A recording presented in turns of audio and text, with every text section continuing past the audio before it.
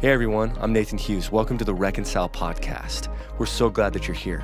We believe that God is calling all of us to a better future and to look inside and see our potential. That's really what this podcast is all about. So I'm glad that you checked this message out. Hope that you enjoy it and be encouraged. Let's all go out and reconcile the world. This series is called Fix Your Ship, and we see that God has created us to experience so much adventure in life, but oftentimes we set ourselves back and we end up shipwrecked. The only way to experience the life that God has for us is to be real about our brokenness, which allows ourselves and others to experience the healing that God has for us. So be encouraged during this series. You're going to find healing. God is going to fix our ship. So when I was planning and prepping this series, I couldn't think of a better way to end this series than by having Paul and Melinda help us do that. So I want to just share a little bit about who they are and let them share about who they are. The title of this was Sailing into the Sunset. And Paul said, "What are we doing, dying?" No, but it was titled The End Game. And I tried to make it more cool, so I thought Sailing into the Sunset would be cooler. Bad move. So the title of tonight is called The End Game, because so often this is like that thing that we're going to talk about it. It's that number one thing that most of us look forward to. Even if you don't admit it, it is. Just be honest, we're in church. So I want to introduce Paul and Melinda to you guys. And Paul serves as the Serve the World pastor here at the Grove, and he's somebody that I've been able to learn a lot from since I've been here, and him and Melinda both are part of the reason why I ended up coming out here, so really grateful for them. And Melinda, where Paul's crazy, he's wild if you guys know him. Melinda's the voice of reason in their relationship for sure. But Melinda, she leads and oversees their nonprofit called Live Love, and her passion is community development, and they're going to share a little bit about themselves. And one of the things I wanted to ask them, Paul, if you could talk about how it's really interesting. You have a lineage and a history of pastors in your family.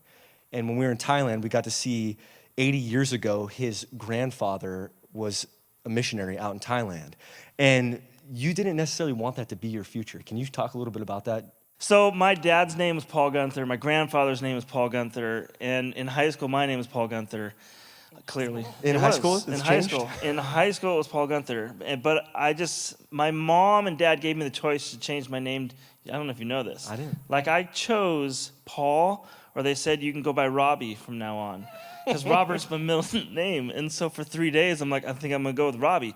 Because when they said Paul, my dad and I would sit there and go, she's talking to you. And so we'd both ignore her and never would answer my mom. And so we decided I should be named Robbie. But then I decided I didn't want to. So I went with Paul. Good decision. For me, Paul was just my dad, and Paul was my grandfather. I got offered multiple jobs just because my name was Paul and because they were famous pastors and missionaries. And I never ran from my faith, I don't think. I never really ran from my faith. But I just didn't want to be a pastor. 5 minutes ago, when we were walking in, she says to me, "How the heck did you ever become a pastor?" I did something stupid. I don't know what it was. But it was just this is the last thing I ever wanted. Why did you not want to be a pastor? Just because your dad was and your grandfather was? I remember there's a moment in high school where a kid was wearing the Jesus shirt. Back in my day, there was really only one. And if you looked at it closely, you could tell it was Jesus. And I just was like, I can't believe that kid's wearing that to school. My mind was blown. And I remember somebody said to me, "Well, yeah, but your dad's a pastor." And I instantly was, yeah, my dad's a pastor, but I'm not. And I just remember that moment of going, what's my tension there? And I just think growing up as a pastor's kid and a missionary's kid, I was in church all the time. And if there's one thing in my life, I just can't stand phonies. I can't stand fakes. I can't stand posers, putzes. I can't stand any of that stuff. And I grew up in church watching people say one thing and then doing something else. And being on the mission field, watching them say one thing. Then I remember a missionary threw away my cassette tape back in the day because it had a song, it had Motown stuff on it, and it had a Beach Boys song. And so they said, "This is of the devil," and they threw it out the window. And I remember going, "You're of the devil. I don't want anything to do with this." And I told my mom, I'm like, that stupid lady threw out my tape because it had Motown and Itsy Bitsy Teeny Weeny Purple Polka Dot Bikini. That was the name of the song. It was tight. And she's like, don't worry about her. I remember my mom saying, don't worry about her. In my interpretation, she said she's dumb. But so growing up, I'm like, okay, if this is what Christians are like, and everyone's expecting me, Paul Gunther, to be the next Paul Gunther, I'm out. Yeah. So then you stopped letting other people kind of push you away from that, I guess. I never really let people push me anyway, but it was just really, it was like, that's not the type of faith I want. And it took me a long time, never ran from Jesus, but it took me a long time to really embrace Jesus. That's good, man. Melinda, something about your story that I love, because I think for myself, I didn't really grow up this way, but you said one of the main values in your household was you grew up with the Bible in your household. You guys were taught to read the Bible, and you loved reading God's word growing up. Can you just share a little bit about what life was like for you growing up? Yeah. Hi. I would say, I have a great family. My parents love Jesus. I have a sister. We were a pretty happy family with, your typical struggles and fights and all that stuff. But for the most part, my family, I feel like the upbringing that I had laid this foundation for me that kind of like set me up for success in the future. And I don't ever take that for granted because I know that's not how it works for a lot of people. But one of the things that my dad taught me early on was the importance of setting aside time for God every day. And so he had this obsession with this little devotional that was called Our Daily Bread. And if anyone grew up in church, ask your parents if they remember it. They will know it because everyone had one. And it just had a little devotional and a couple verses and a prayer. And I just remember him teaching me early on that there's a time every day for God. Like if you don't make time for him, then there's something missing in your day. I remember my dad struggled with reading, and I would hear him late at night sitting at the table reading God's word out loud to himself so slowly so that he could hear it and understand it. So that was modeled to me. It was a habit I started early. It's a habit I've kept until today. And I think it kind of instilled in me that God should be part of my day every day. That's good. Just kind of a rapid fire questions. Paul, what was some of your top childhood memories growing up? Top childhood memories. Give me one of your favorite memories growing up about being on the mission field. So back in my day, they didn't have schools. Like if you were a missionary kid, you went to a boarding school. And so I landed in Bangkok, Thailand as a sixth grader. A week later, they sent me away to a boarding school on a plane with a bunch of people I didn't know, moved me in with John Horton and Gavin Jones. And it was on an island in Malaysia, and next to us was a jungle. And in the jungle were World War II bunkers from the Australians. And so after school, we'd go play war in the bunkers. One day I was almost killing my buddy, and then everyone took off running. I'm like, I just won. And then I realized they were all being attacked by hornets. And then all of a sudden a snake fell on me. And so I took off running through the jungle, waving the snake around, scared to death. So literally, there are those branches that come down, and they're called vines. Vines. And when we were in Thailand, we saw them. One could be a snake, and you wouldn't even know it. So you would have your hand on a vine, and all of a sudden, this snake was wrapped around it. That's and crazy. It just went fast. And so I'm running around with this 10-foot Hornets snake. and snakes. That's crazy. And scorpions. Ask him about his stories in the dorm with the guys later on your own personal time. That's a non-co-ed conversation. No, definitely not. Melinda, what was your first impression of Paul when you met him? And we're in church, so you got to be honest. Okay. Ruggedly handsome. No, tell the truth. Okay, well, let me just set the stage. Then I get to say how I met her, my first. Nope. I'm asking the questions here. So I grew up in Southern California and decided to go to school in Oregon, far away from home, and that was a big piece of, I just needed to get out on my own. And one of the things I'd said from the very beginning was, I might be going to Oregon to school, but you will never catch me dating anyone that comes from any state further east than Oregon and Washington. I'm not going to South Dakota. I'm not living on a farm with some podunk guy. This is not happening. So our first day of school, we're all moving into the dorms, and in walks Cowboy Gunther. But he's like urban cowboy. So he like has the tight jeans, not Wranglers. They're like the tight jeans, but he's got the cool city slicker cowboy black hat and like this tank toppy thing. No, and it's a white T-shirt. I never wore a tank top. Yeah, right. It showed. I wore a tank top. Okay. And he like kind of strutted a little bit. And I just remember he and his buddy Corey, and I was like, who are those guys? Like, they do not. And someone's like, oh, I don't know, they're from Montana. I'm like, yeah, bam, out of the picture. Uh-huh. And then we ended up we were in the same dorm, and we became friends that year. And took about a year and a half for me to finally be convinced. Cowboy. I win the game. She says urban cowboy, redneck, guys. That's probably better. Okay, before we jump into tonight's topic, I just have one more question for both of you guys, however you feel led. But talk about your passion for community development, because I know you guys both share that. And where did that come from? Why is it important to you? Okay. Well, I'm a social worker by trade. I studied social work in my undergrad, and then I got my master's in social work. And I did a lot of jobs. If you don't know quite what you want to do, but you know you want to help people, then study social work, because you can do anything you want with it. And I did all of it. And eventually ended up teaching a couple of classes at George Fox, where we had gone to school while we were still living up there. And one of the classes they asked me to teach was a macro level class, which is basically a community class. And I fell in love with it. I've always loved people. Mother Teresa's like who I always modeled my life after, even though I didn't really want to go live alone in India. But I loved her passion for people, and no one scared her, right? Like, she could get down and dirty with anybody. And community development for me was that way of like reaching into your community, into those places that no one else wants to touch, and getting down and dirty there. That's probably a bad song, I know that I've said that twice, but I mean that in the purest sense of really getting to the root of systems that hold people down, and how to give people opportunity and freedom, how to build connection.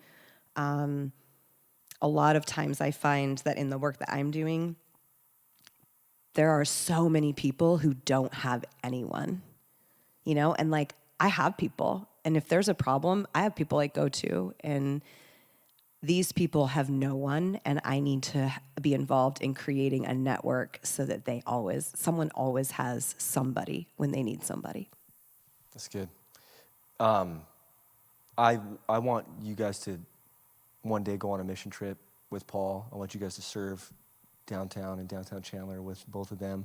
But the reason why I wanted to do this is because I didn't want you to have to go and do that to be able to get to know who they are. So I just wanted to say to you guys, I value them so much, and I've been able to watch the way that they've lived their life, and some stuff that I'm even asking them questions tonight. And the reason why I'm asking them is because I know that they're going to be real and honest, but also it's something that I want to model in my life. So I just wanted to tell everybody, we're so honored tonight, and I know you guys will probably like me saying that at all, but we really are. And I value you guys in your marriage, and also the way that you guys lead and love people. It's inspiring. So thank you guys for being here. And I want to ask our first question, and these are for both you guys, so you guys chime in. There was a survey done, and it says that for young people, and don't worry, I know there's some young marrieds in the room, we're going to get there. For young people, their number one goal, statistically speaking, is a love relationship, is marriage, more than any amount of money they can make, more than what kind of job they could have or anything like that. And so one of the questions I want to ask you guys is, how can we as young singles, young dating, even young married, we'll get there. Young single and young dating, how can we better prepare ourselves for that love relationship that so many of us long for? I mean, I think part of it first is talking to people. like, because in marriage you have to talk and you have to deal with real life issues.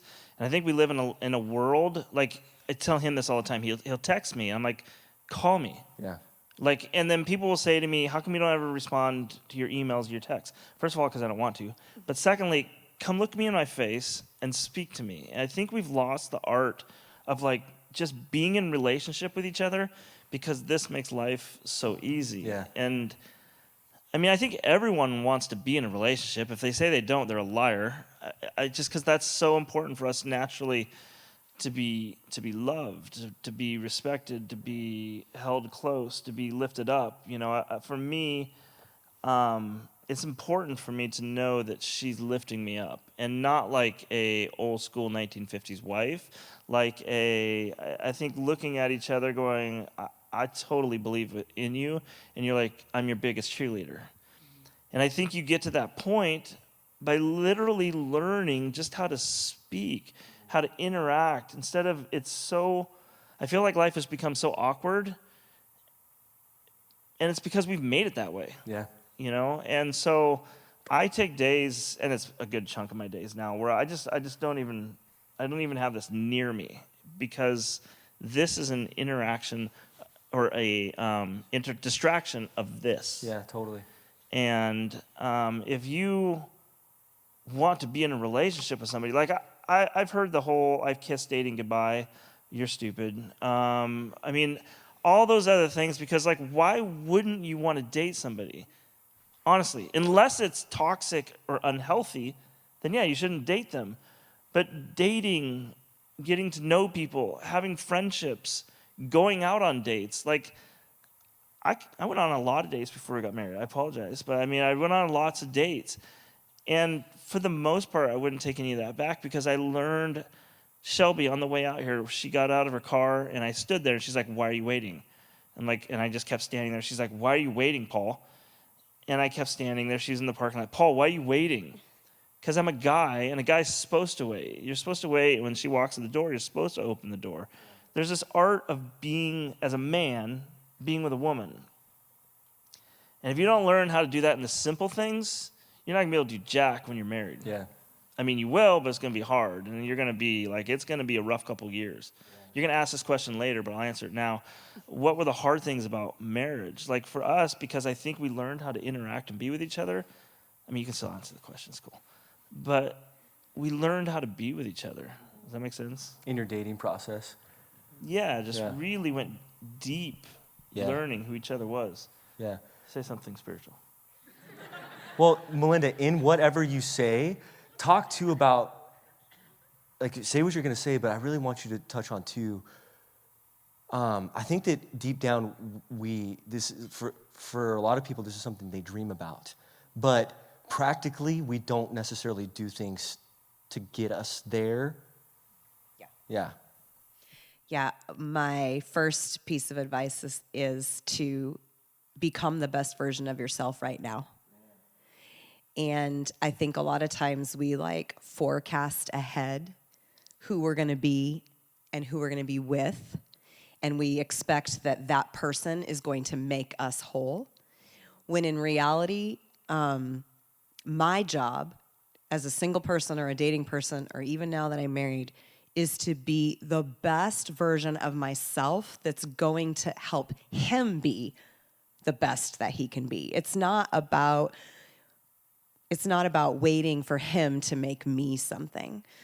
And so I think we get stuck thinking, someday when I find that person, or someday when we get married or whatever, then I'll work on that stuff.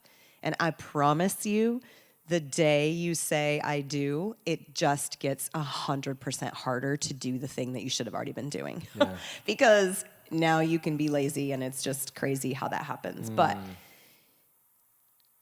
you need to put yourself in places where you're going to become that better version of yourself. You need to be looking in places where you would expect to find the kind of person that you would want to be with. That's good. And I think that sometimes we get so hung up on, well, there's nobody there, that we start settling for something less than what we know is best. Mm-hmm.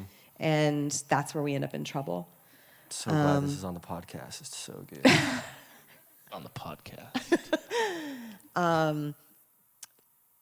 We know that it's hard to wait, but I think that God does his best work in our waiting. And if you're not willing to wait and do the hard work now, I just feel like then you don't really want the best for the future. That's, if you want to have gains, you go to the gym, right? Yeah. Right, Austin? If you want the job, you go to school and you study and you do the thing to get the grade, to get the job. If you want a healthy, long-lasting marriage, then you dig in and you pray for it and you work at it and you're the person that you know you want to be in it and you don't settle for anything less than the best. Yeah. And even for my culture and those coming before me, it's so hard, and I like my heart breaks, and it's like of this anger, but also this compassion, and it speaks to exactly what you were just saying. So often, I think we as young people, I said it before, we complain about our current circumstances, but we're watering our roots that have given us those certain circumstances, and it's like the same way that you found that person is the same way you're going to have to keep them. So whatever environment it was, however you were being in order to guy, peacock, and show off and get the girl, whatever it is, that's the way that you're going to have to keep them. And so that's so important. Pay attention to your environments. Pay attention to the person that you're becoming. That's good. Real quick, and there's people, like when you said complaining in relationships, and there's certain things that are toxic, and I've just known in my life, if you're not like lifting me up, that's a big thing for me. And it's not an ego thing. I just don't want to be around people that are consistently negative or don't believe in themselves. So I'm going to still love you, but I'm walking away. Like, I'm not going to tell them that. I'm just going to do it. And if you want to come join me on this journey, then cool. But you got to believe in yourself. And I think that's the big thing in relationships is it's the complaining. I mean, I remember last year when she's bald, laying in bed, shaking from cancer. And I don't remember one time when I was like, well, first of all, she never complained. But there's no use in complaining through that because that's life. I mean, life sucks. Life is hard. And if you can't find the joy in that, in the midst of that, I remember my mom is one that modeled this to me. And they say you marry one of your parents or a combination, and she's very similar to my mom, thankfully, not my dad. My mom was really sick for years and never complained, not once. Yeah. And I just think I can complain, and a lot of times we get angry at God, or we just be like, God, how can you use me? Mm-hmm. Like, how can you use us in this? Yeah. But I also want to speak to the fact that it's hard. Absolutely. That was my next question. Well, the waiting is hard because okay. marriage is hard too, but I don't ever want to downplay that when everyone around you has found their person and they're like all happy and moving on and you're still like, dude, where are you? That's hard. So when we say don't complain or whatever, it doesn't mean put on a fake face and be like, I don't need a guy. That's not what I'm saying. I'm saying I didn't have that struggle, but when it was time and we were ready to have kids, and we couldn't, and everyone else was, that was one of those moments where I had to figure out how to live both in sadness and grief and not get stuck in it, you know? So for those of you that are sitting here tonight saying, I've been waiting a long time and I still don't see where God's going to show up with the best, I just want to say, I'm sorry, but don't give up yet. He's got a plan for you. Keep doing the best you. Keep doing what he's calling you to. Look at my friend Krista right now is getting ready to head out to Thailand. And you know, there's people who are like, you're going to never find a guy in Thailand. Why would you go there? Oh my gosh, because God told her to. And if God wants her in Thailand, then he's going to pop some crazy, awesome person there if that's where she's supposed to meet him. My friend Tanya, who's like my age, didn't find her love of her life until she was 35 years old and she was in Kazakhstan. I mean, come on. Keep doing you. And I promise it'll all come together when it's supposed to. Yeah. Yeah, that's good. Yeah, because we don't want the opposite to happen. We don't want people to put on a front and act like it's not bothering them, because then you're not being emotionally honest, and that's only going to lead to more problems. I've heard it said over and over and over again, and if it is, don't say that it's not.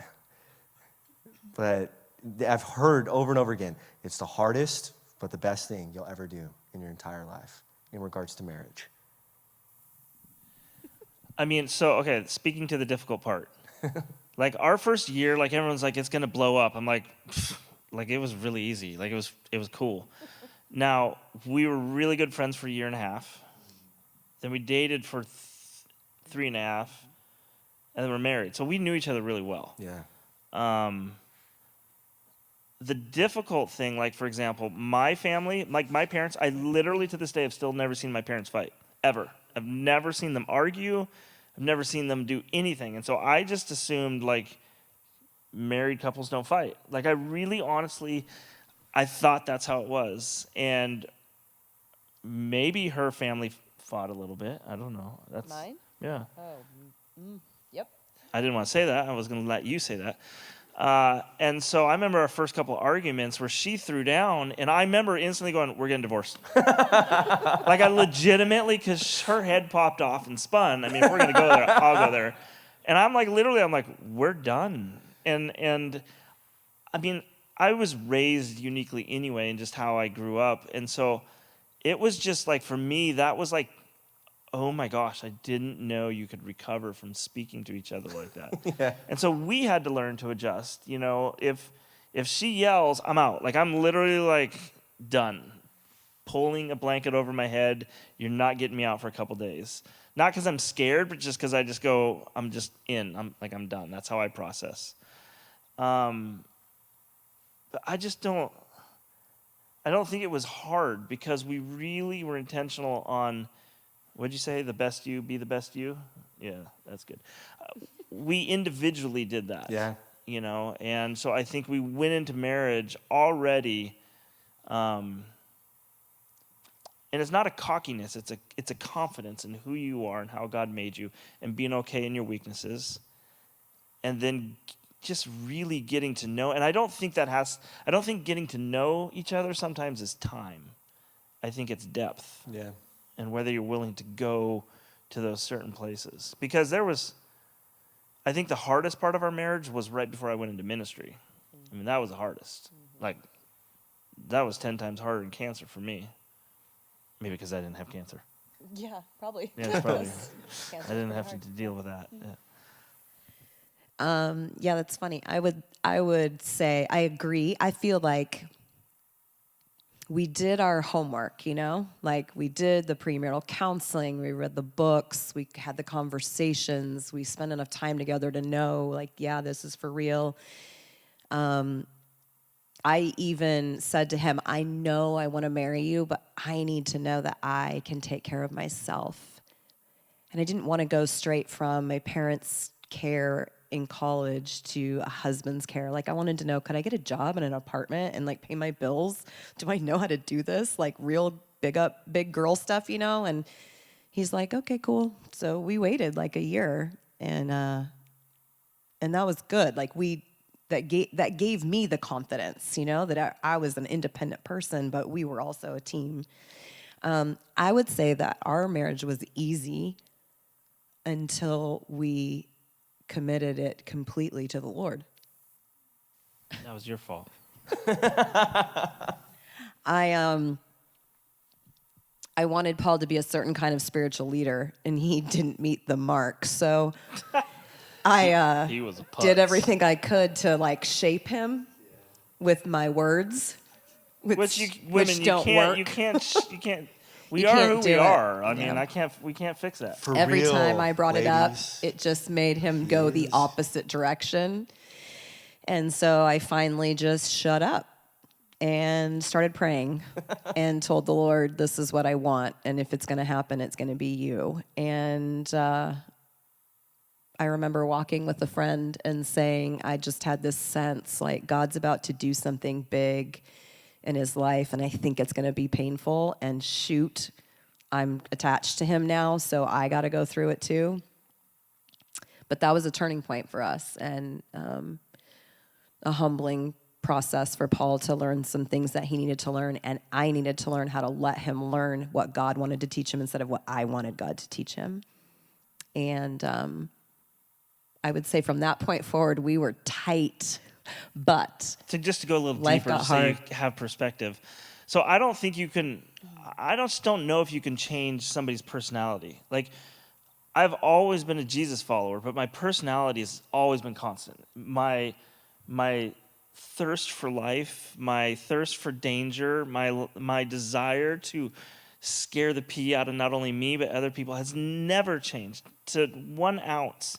But my depth of being able to go into relationship with Jesus was drastically altered.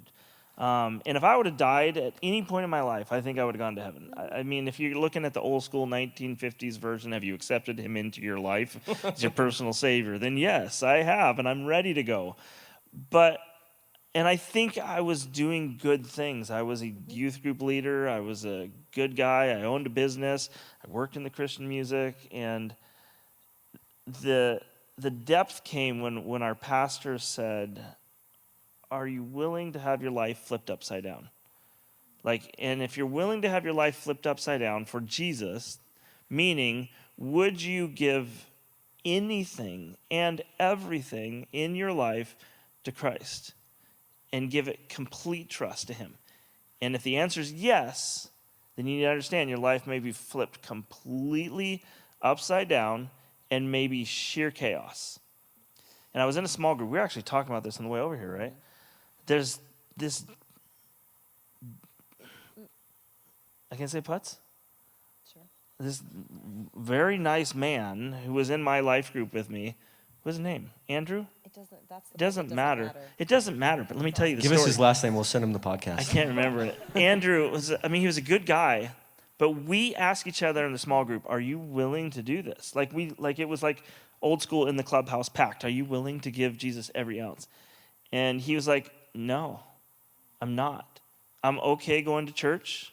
I'm okay being a Christian. I'm okay going throughout my whole life, but I'm not willing to turn everything over. I'm too concerned about my money and success and retirement. And I remember in that moment just going, nah, I'm out. I'm done. I'm done. I have to do this. And I remember praying, like literally I wrote it down, God, I'm willing to give you everything. And in that year, I mean, if you don't know me, I worked in the music and film industry. That year I won a platinum album, 2 of them. I had a top 10 movie, was working with VeggieTales. Everything from a human perspective was going well. Mm-hmm. And then as soon as I prayed, Jesus, you can have it all, it was like within 9 months, I think I was a paper boy. Like I was 32 years old delivering papers. And literally at night going, Jesus, this literally sucks. Like, I think you made some bad decisions. And looking back now, knowing like, nah, that was exactly where I needed to be. And I think it's really cool. How long did it take you? This is just a little nugget in that story. How long did it take you to deliver papers when you first started compared to? So I'm a very competitive person. The guy wouldn't hire me because he's like, you're too qualified to be a paper boy. And I'm like, thank you, give me the job. So my first night, it took me like 4.5 hours to deliver my papers. More? No, yeah. Probably 4.5 hours. My last night, I did it in 26 minutes. And I got a speeding ticket. So to me, it doesn't matter what you're doing. Do it to your fullest, right? Even if you're delivering papers. Best version of yourself. Best version of yourself right there. Because he used the skills. Let's just remember, at the time that he was resisting being a pastor, he was also leading youth group, but he wasn't a pastor, so it was all okay. They didn't pay me, so I wasn't a pastor. Whatever. He could shoot. Okay. He could throw newspapers from one side of the gym to the other and make it in the basket. And these junior high kids were in awe. So, you just never know what kind of skills. 8 out of 10. Yeah. Next question. Sorry, I got to No, it's good. I have two more questions, and it's worth all of this time right now. We've got plenty of time. How has being married taught you guys more about who God is? In what ways did your relationship with God change after you got married? And it could just be not right after you got married. How has marriage changed your relationship with God, and what has it taught you about who he is?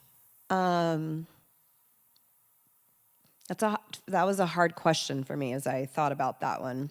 Not because I haven't been changed and I haven't learned things, but because it'll be 26 years this year. I feel like it's almost so much a part of who I am that it's hard to remember when it wasn't like that.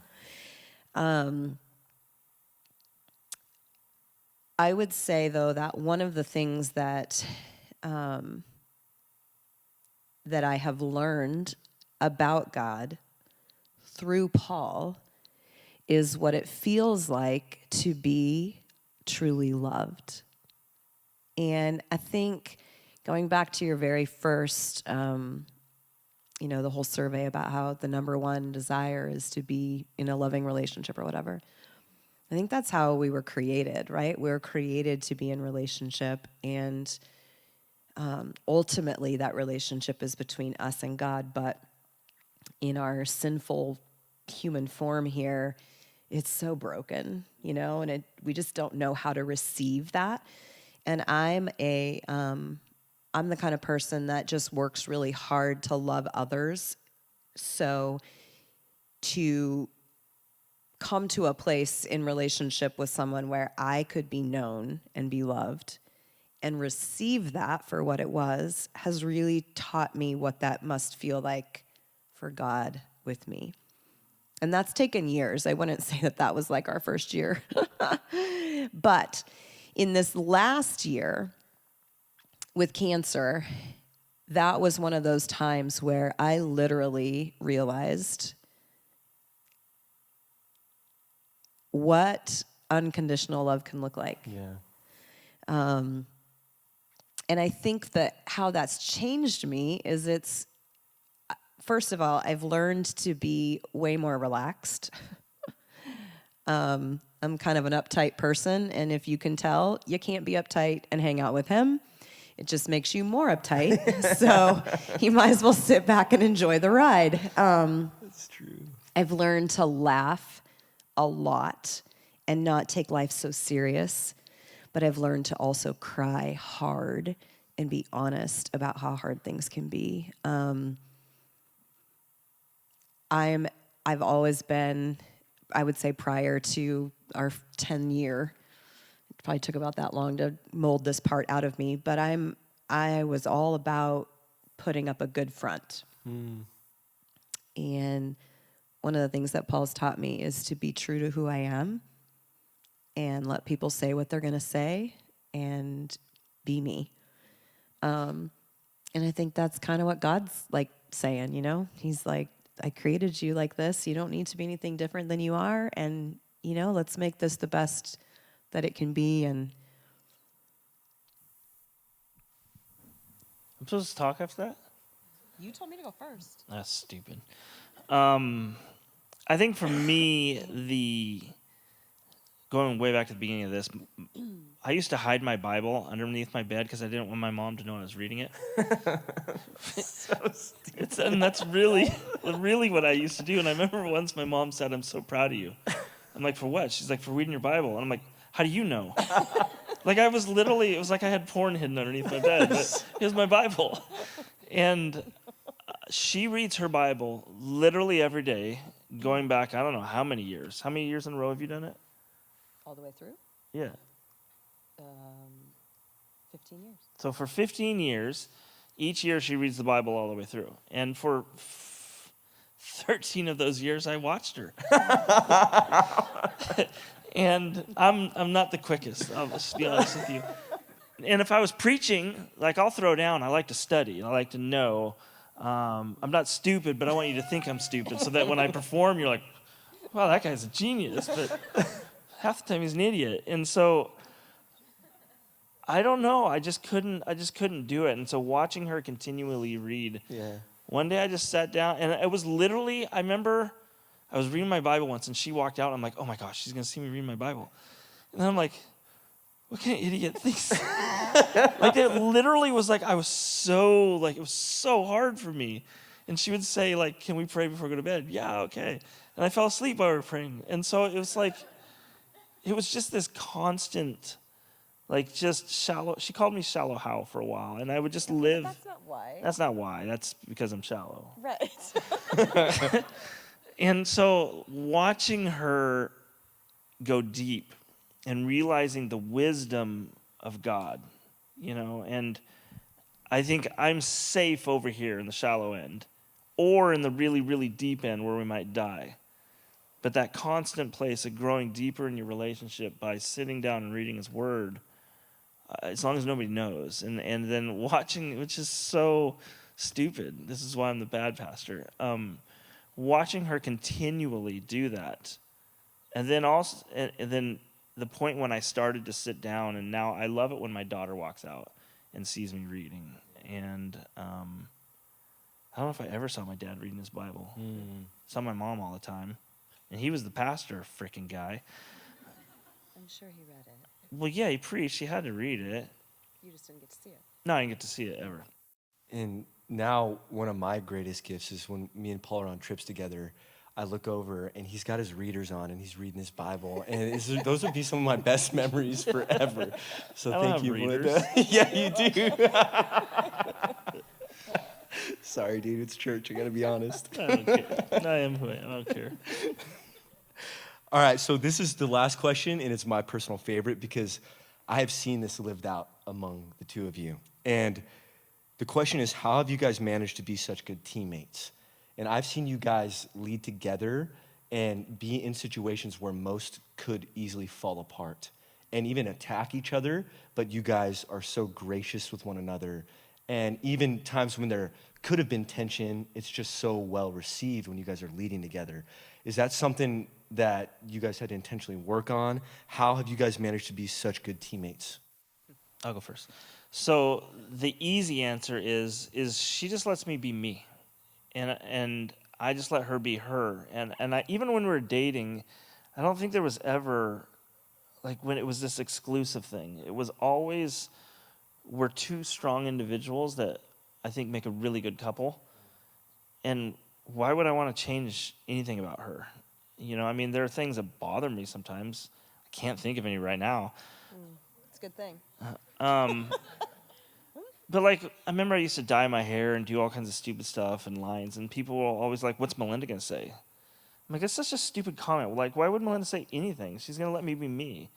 And even, like, when I was touring and now, like, being on missions trips, I think it's good when sometimes you're apart. It's hard. I mean, it's difficult, but I think it's good to have our own identities, our own giftedness, our own strengths, and then our own weaknesses where it's like, well, yeah.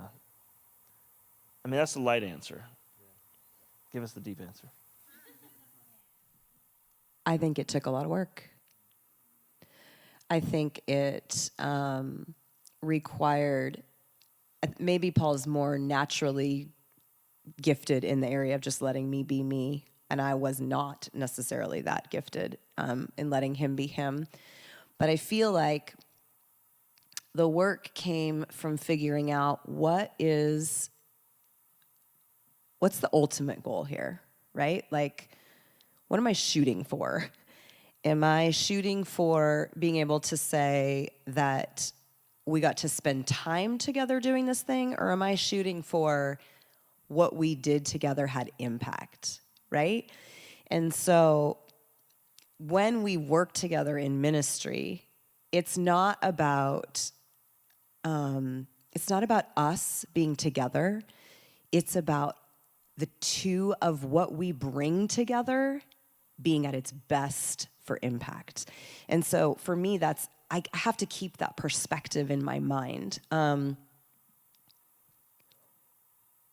Letting him be him means letting God do through him what God's going to do, and letting God do through me what he's going to do. And it always feels like those things complement each other. So when I get out of my lane and I try and like tell him how to do the thing that I thought he should have done better, like then all of a sudden we're out of whack. So if I stay clear on my job, and that's changed. I mean, I would say even at home we're a pretty good team. And that means that we're open to where we are gifted. He can throw down in the kitchen, and I would much rather mow the lawn some days. And that's just okay. We're not stuck with expectations of what other people think. And yet at the same time, I think we're also trying to challenge each other to be better in those areas where we're not, where the other person, maybe usually excels. I remember it was, I don't know, we were in Oregon, and I had been home we had adopted 2 kids at the time, and he had been working, and we flopped. And he was home delivering papers during the evening, but home during the day, and I went to work during the day. Yeah. And I remember the look on his face, kind of like, no, you can't leave me here. I don't know what to do with these guys. And that feeling where I didn't need to teach it to him, even though that was my area. Like, I didn't need to, he had his own way of doing it. What I had to do was tell him he could do it. And I think sometimes that's what teammates do, right? Like, we don't tell each other what to do. We tell each other how great we're going to be doing the thing that we know we have to do. So I feel like learning how to encourage each other. When we were early on in our marriage, there were a lot of things that bothered me about him. And Nothing bothered me about you. I know. That's just who you are. But I found myself complaining about him a lot. And I just felt convicted about that. And I read this thing that had to do with how we talk about our spouses or whatever. And it took this 45-day challenge that for 45 days, I couldn't say anything negative about him to myself or anyone else. When was this? We were living in the apartment. Oh, that was a long time ago. Mm-hmm. And it literally changed our relationship. And it had nothing to do, he didn't change anything. He didn't even know what was happening, obviously. I just found out. It was about how I viewed us together and how I viewed him as a person. And ultimately, my words changed how I thought about him, but I think that I learned from that my words change how he truly is. And I guard my words so much since that day. I can say anything and he would hear me, but it's because what I say isn't going to harm him. Yeah, that's powerful. And I think that we need to carry that truth with us in all of our friendship relationships, and especially that one. Something that I heard recently from one of my friends who he counsels tons of people, amazing at doing it, and went through a divorce and is single. And he said, so often when we talk about relationships, people will be like, yeah, I was cheated on. Or they'll say, yeah, they left me. Or whatever that thing is, right? And he says, when that person says that, like, oh yeah, I was cheated on, that's why that last relationship ended, and they don't say any more. And they don't recognize, and I know this sounds hard, but they don't recognize that they still had a role and a responsibility in that relationship. Not saying that it's their fault that they got cheated on or whatever that thing is. But he said when people can't recognize that they are carrying some stuff with them and that they contribute to all their relationships, that's a problem. And that's when those problems continue to happen. So he said, even today, when he's dating, he's older, he says if somebody hasn't come to the terms that, if they tell me, oh yeah, I was in a previous relationship and he ended up cheating on me, and that's all that's said, he's like, I'm out. Like, I won't even give that any time because they haven't dealt with their stuff. And he's older. He's like, and by the time you get my age, you recognize, like, if people haven't done this now, it's probably not gonna happen. So even for me moving forward, I just wanted to say, should be an ongoing conversation for all of us, especially at this age. And even like Paul said, date, learn how to talk to people, put your phone down, stop texting, but be real about this process and be honest about it. And I think that we're going to learn a lot more through it. So I just wanted to say thank you guys for being here tonight. Thank you for sharing your story, your hearts with us. And I want them to be a resource for all of you guys, not at one time, okay? But like if you guys are ever going through stuff and you have some questions or you just want to reach out to somebody, I know for a fact that these people will be that for you. So I just wanted to say thank you guys for everything that you do. Thank you for your time tonight. We love you and we're grateful for everything that you shared.